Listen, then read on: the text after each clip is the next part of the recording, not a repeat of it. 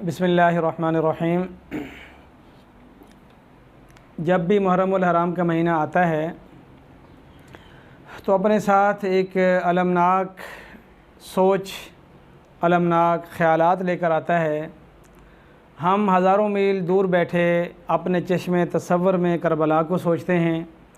हज़रत हुसैन रज़ी अल्लाह अन्हु के क़ाफ़ले का सोचते हैं कि कैसे वो वहाँ से रवाना हुआ होगा, किन मुश्किल हालात से चल कर वो करबला के पास पहुँचा होगा और एक इंतहाई अचानक हादसे के तौर पर आगे उनका सामना दुश्मन फ़ौज से हुआ होगा, बेसरो सामानी में और बग़ैर तैयारी के उन्हें लड़ना पड़ा होगा।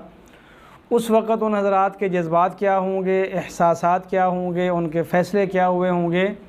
हम जब ये सोचते हैं तो हमारे रोंगटे खड़े हो जाते हैं, बिलख़ुसूस जब हम ये तसव्वुर करते हैं कि ऐन कड़कती दोपहर में आप एक यकलख्त कत्ल कर दिए गए, आप शहीद कर दिए गए। उस वक़्त आसमानों पर क्या हलचल हुई होगी, फ़रिश्ते किस तरह परेशानी के आलम में होंगे और किस तरह उन्होंने अल्लाह रब्बुल इज़्ज़त से पूछा होगा कि या अल्लाह, नबूवत का ख़ानदान ज़मीन पर ज़िबा हो रहा है, आप हमें इजाज़त दें तो हम उस इलाक़े को तहस नहस कर दें, उनके मुखालफों को हवा में तिनकों की तरह उड़ा दें। लेकिन अल्लाह रब्बुल इज़्ज़त की मशीयत ने और अल्लाह रब्बुल इज़्ज़त के तहम्मुल ने फ़रिश्तों से कहा होगा कि आप ठहर जाओ, रुक जाओ। तो ये मुहर्रमुल हराम जब आता है तो इंतहा दर्जे की ये नामुनासिब बात होगी कि मुहर्रमुल हराम का महीना आए और हम हज़रात हसनैन करीमैन के ज़िक्र के बिना यहाँ से गुज़र जाएँ और अहले बैत की मोहब्बत का इज़हार ना कर पाएँ। तो आज जो गुफ्तगू है वो है फ़लसफ़े शहादत के हवाले से, यानी हज़रत हुसैन रज़ी अल्लाह अन्हु की जो शहादत करबला में हुई, मुमकिन तौर पर उसकी वजह क्या हो सकती है, उसके असबाब क्या हो सकते हैं, उसके असरात क्या हो सकते हैं। किसी शय की वजह, असबाब, असरात, ये उस शय का फ़लसफ़ा कहलाता है। वैसे तो इस मौजू पर तारीख़ इस्लाम जब से आई है इस पर लिखा ही जा रहा है, पढ़ा ही जा रहा है, बोला ही जा रहा है। मुस्लिम तो मुस्लिम, गैर मुस्लिम भी इस वाक़े के ऊपर बेतहाशा लिख रहे हैं, कोई किसी अंदाज से, कोई किसी ज़ाविये से। अगर हम इसको चंद अल्फाज के अंदर समेटना चाहें, जो हमें समझ में आता है वो हम एक सवाल और जवाब की शक्ल में उसको समझ सकते हैं कि अल्लाह रब्बुल इज़्ज़त की ज़ात अगर चाहती तो ये शहादत ना होती। जिस तरह अल्लाह रब्बुल इज़्ज़त की ज़ात ने अबराहा के लश्कर को बैतुल्लाह के पड़ोस में अबाबिलों के ज़रिए से बर्बाद करवा दिया, तो वही अल्लाह रब्बुल इज़्ज़त की ज़ात यहाँ करबला के अंदर उन्हीं अबाबिलों को या उन अबाबिलों के बच्चों को यहाँ पर ला सकती थी और उनको वही कंकर, वही पत्थर देकर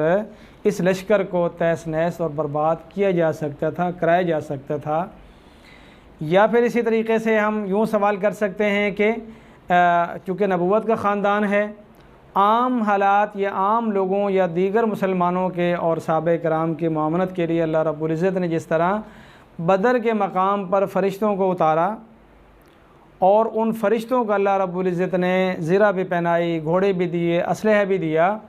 और बदर और उहद इन दोनों मकामात पर मालूम होता है कि अल्लाह रब्बुल इज़्ज़त की मदद आई। और बदर में जो अल्लाह की गैबी मदद है उसका ज़िक्र कुरान पाक में भी है। तो अल्लाह रब्बुल इज़्ज़त अगर चाहते तो यहाँ हज़रत हुसैन रज़ी अल्लाह अन्हु के काफ़िले को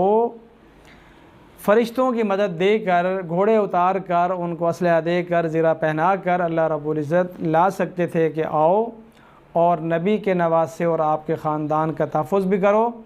और दुश्मन के लश्कर को तहस नहस कर दो। मगर ऐसा नहीं हुआ। तो क्या अल्लाह रब्बुल इज़्ज़त की हिकमत और मसलियत हो सकती है? उसका जवाब जो वसी और कसीर मुताले से समझ में आता है वो ये है कि एक अल्लाह रब्बुल इज़्ज़त का फ़ैसला होता है, उसकी मशीयत होती है, और एक अल्लाह रब्बुल इज़्ज़त की कुदरत होती है। तो किसी जगह अल्लाह रब्बुल इज़्ज़त कुदरत का इज़हार करते हैं और वहाँ पर फ़रिश्ते उतार देते हैं या अबाबिल उतार देते हैं। कहीं कहीं अल्लाह रब्बुल इज़्ज़त अपनी मशीयत का इज़हार करते हैं और अल्लाह रब्बुल इज़्ज़त अपना फ़ैसला सादर करवा देते हैं। यानी इस्माईल अलैहिस्सलाम की गर्दन पर चलने वाली छुरी को रोक दिया गया अल्लाह की कुदरत से, और यहाँ पर हज़रत हुसैन रज़ी अल्लाह अन्हु की गर्दन काटने वाली तलवार को चलने दिया गया उसकी मशीयत से। इस पर उलमाए कराम ने यह फ़रमाया है कि अल्लाह रब्बुल इज़्ज़त ने उस वक़्त दुनिया को ये दिखाया कि हमारी ज़ात इतनी करीम है, हमारी ज़ात इतनी काबिल क़द्र ज़ात है कि हमारी ज़ात पर नबी भी अपना लहू दे देते हैं, अपनी जान निछावर कर देते हैं। ख़ुद नबी करीम सल्लल्लाहु अलैहि वसल्लम का अपना लहू भी 2 बार कसरत के साथ अल्लाह के रास्ते में बहा है, अल्लाह के नाम पे क़ुरबान हुआ है। एक ताइफ़ के सफ़र में और दूसरा ओहद की जंग में। वहाँ पर भी अल्लाह रब्बुल इज़्ज़त अगर चाहते तो आप सल्लल्लाहु अलैहि वसल्लम के गिर्द एक हिसार बनाया जा सकता था, फ़रिश्तों की बाड़ लगाई जा सकती थी कि फ़रिश्ते आगे खड़े हो जाते और दुश्मन के पत्थर जो है वो फ़रिश्तों को लगते, पैगंबर के पाँव पे ना लगते, लेकिन लगे। तो वहाँ पर अल्लाह रब्बुल इज़्ज़त की मशीयत ज़ाहिर हो रही थी, जबकि अबरहा के मौके पर अल्लाह ताला की कुदरत ज़ाहिर हो रही थी। इसी तरह बदर में अल्लाह रब्बुल इज़्ज़त ने कुदरत ज़ाहिर की, अपने फ़रिश्तों के ज़रिए से आपके दुश्मनों को ख़त्म करवाया। ओहद के अंदर अल्लाह रब्बुल इज़्ज़त ने अपनी मशीयत दिखाई और पैगंबर अलैहिस्सलाम के दंदान मुबारक शहीद हुए और खौद जो है वो आप सल्लल्लाहु अलैहि वसल्लम की दांतों में घुस गई, फंस गई और वहाँ से आपका खून भी जारी हुआ। तो यहाँ पर आपके जो ख़ानदान को अल्लाह रब्बुल इज़्ज़त ने शहादत अता फ़रमाई। पैगंबर अलैहिस्सलाम का फ़रमान है अल हसन वल हुसैन सय्यदा शबाब यारिल जन्ना, कि हज़रत हसन और हज़रत हुसैन ये जन्नत के जवानों के सरदार हैं। तो एक तो अल्लाह रब्बुल इज़्ज़त ने शहादत देकर उनको शहादत का रुतबा दिया, इज़्ज़त दी और जन्नत के अंदर उसी वक़्त पहुंचा दिया। लेकिन हमारे लिए सबक छोड़ा कि हमारी ज़ात इतनी काबिल कबूल है, इतनी काबिल इज़्ज़त है, इतनी काबिल फ़ख्र है कि नबी भी यहाँ पर अपनी जानें दे जाते हैं और आखिरी नबी का ख़ानदान भी हमारे ऊपर क़ुरबान हो जाता है,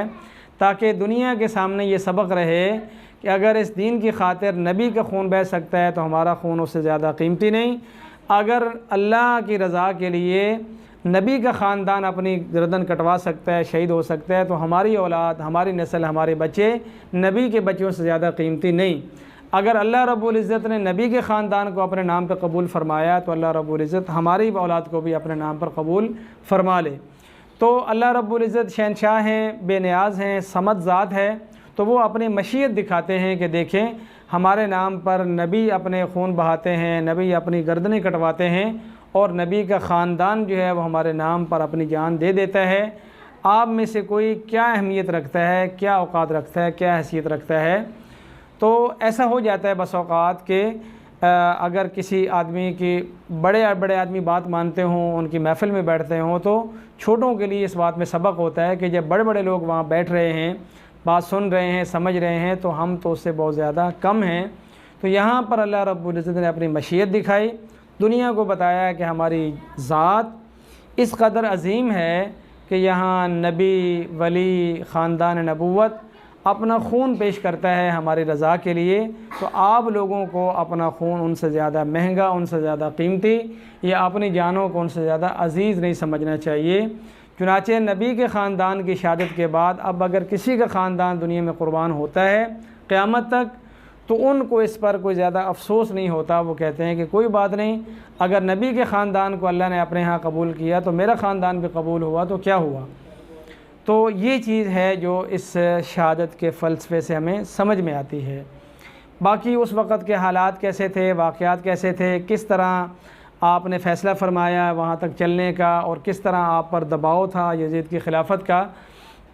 तो इस पर इंशाअल्लाह हम अगली नशिस्त में बात करेंगे कि उसकी वजह क्या बनी, वाक़या क्या हुआ और उसके क्या असरात मुरतब हुए जो आज तक इस्लामी तारीख़ के ऊपर असरअंदाज हो रहे हैं। बहरहाल दुआ है कि अल्लाह रब्बुल इज़्ज़त उस पूरे लश्कर की शहादतों को कबूल फ़रमाए और हम जो उनके नाम लेवा हैं हमें उसमें से ये सबक लेने की तौफ़ीक़ अता फ़रमाए कि वो लोग तो अल्लाह के नाम पर अपनी जानें देने वाले थे, हम कम से कम अपनी ख्वाहिशात कुर्बान करने वाले बन जाएं और इसी तरह वो अपने जान लुटा कर कुर्बान होकर अल्लाह को राज़ी कर गए तो हम उनके नक्शे कदम पर चल लें, कम से कम उनकी ज़िंदगी अपनी ज़िंदगी में ले आएँ, उनके ख़यालात अपने ख़यालात में ले आएँ, उनके जज्बात अपने जज्बात में ले आएँ और ये ख़यालात और जज्बात अपनी अगली नस्लों को बता कर जाएँ कि ये है इस्लाम, ये है इस्लाम की तारीख़, ये है शहादत और ये है अल्लाह के रास्ते में क़ुरबान होना और उसका फ़ायदा अल्लाह रब्बुल इज़्ज़त उन शुहदा की कामिल बख्शिश फ़रमाए, जन्नतुल फ़िरदौस के अंदर उनको आला मकाम अता फ़रमाए और हमें उनके नक्श कदम पर चलने की तौफ़ीक़ अता फ़रमाए। मुहर्रमुल हराम की निस्बत से पैगम्बर अलैहिस्सलाम ने फ़रमाया कि अगर आइंदा साल हम हुए तो 10 मुहर्रमुल हराम के रोज़े के साथ एक रोज़ा और मिलाएंगे, क्योंकि पहले 10 मुहर्रम का रोज़ा फ़र्ज़ था, अब फ़र्ज़ तो नहीं लेकिन सुन्नत और मुस्तहब का दर्जा रखता है। तो हमें उस दिन रोज़ा रख कर उन हज़रात को उसका इसाले सवाब करना चाहिए, ताकि कल क़यामत के दिन अगर ये ऐलान हो जाए कि हमारे प्यारों के नक्श कदम पर कौन चला, उनसे मोहब्बत किसने की, उनके लिए इसाले सवाब किसने किया, तो थोड़ा सा नाम उसके अंदर हमारा भी हो जाए। अल्लाह रब्बुल इज़्ज़त अमल की तौफ़ीक़ अता फ़रमाए।